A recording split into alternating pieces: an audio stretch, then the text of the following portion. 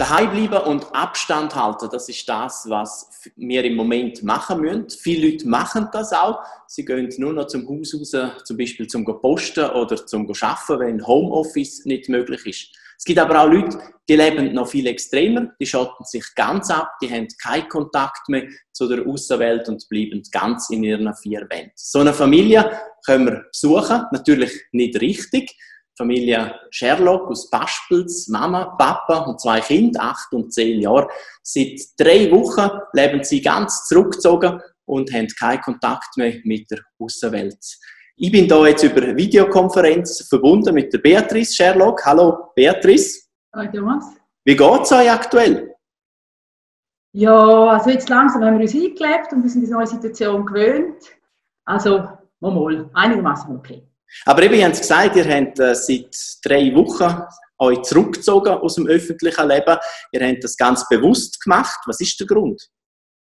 Ja, der Grund ist nicht ganz freiwillig. Also mein Mann hat vor 1,5 Jahren einen schweren Hirnschlag gehabt und hat auch müssen beatmet werden. Er hat 2 Lungenentzündungen und Lungenembolie.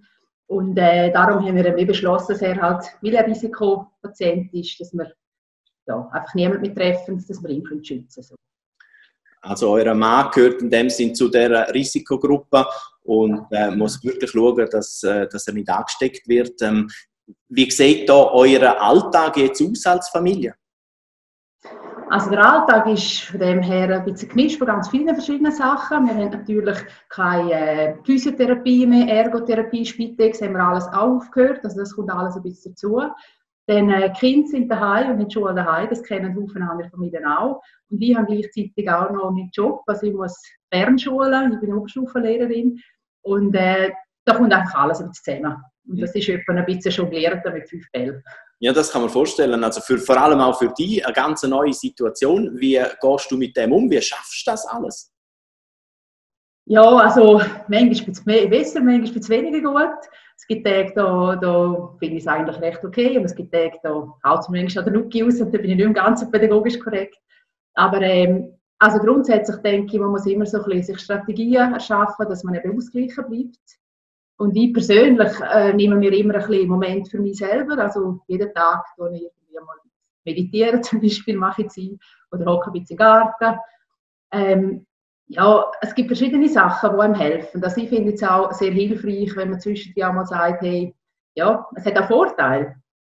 Zum Beispiel, dass man mit dem Kind mehr Zeit hat am Abend und dass man nicht mehr immer ins Training muss fahren mit ihnen. Und das finde ich auch wieder schön. Man kann auch zusammen auch ein Familienspiel machen. Aber also es ist eine rechte Herausforderung. Wie gehen Kinder mit dem um? Kinder leiden vor allem darunter, dass sie keinen sozialen Kontakt mit dürfen haben, also keine direkte. Und dass sie nicht mehr shooten und nicht mehr ins Voltigieren können. Und sie finden es wirklich recht schwierig.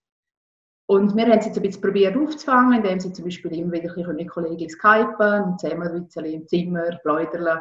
Das hilft ihnen. Aber ja, sie finden es ein rechter Mist, die Situation. Aber sie verstehen es, warum sie das machen, für den Papi. Freuen sich dafür, wieder in die Schule zu gehen?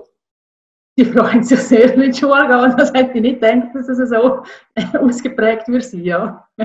Jetzt hast du gesagt, du tust für dich meditieren, auch suchst über den Rückzug. Was machst du sonst noch, dass eure Familie gesund bleibt?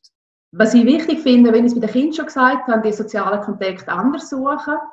Also ich tue auch viel telefonieren oder auch mal skypen. Wir haben auch Nachbarn, die sind über dem Zaun recht weit in ihrem Gärtchen, dass man sich manchmal auch trifft, wir bei uns, auf unserer Seite vom Zaun und sie bei sich und so ein bisschen plaudern. Das hilft. Den Humor darf man nicht verlieren, das finde ich ganz wichtig. Und also ich finde auch jetzt für mich auch als Frau, dass man den Perfektionismus ein bisschen ableitet. Also das heisst, ja, es ist halt das Haus nicht sauber geputzt und der Garten ist halt ein bisschen voll gejagt und dass man das halt auch mal ganz stehen lässt. Die eigenen Erwartungen auch ein bisschen abschalten. Genau. Und schneller zufrieden sein mit dem Ganzen, um die ganze Situation auch zu bewältigen.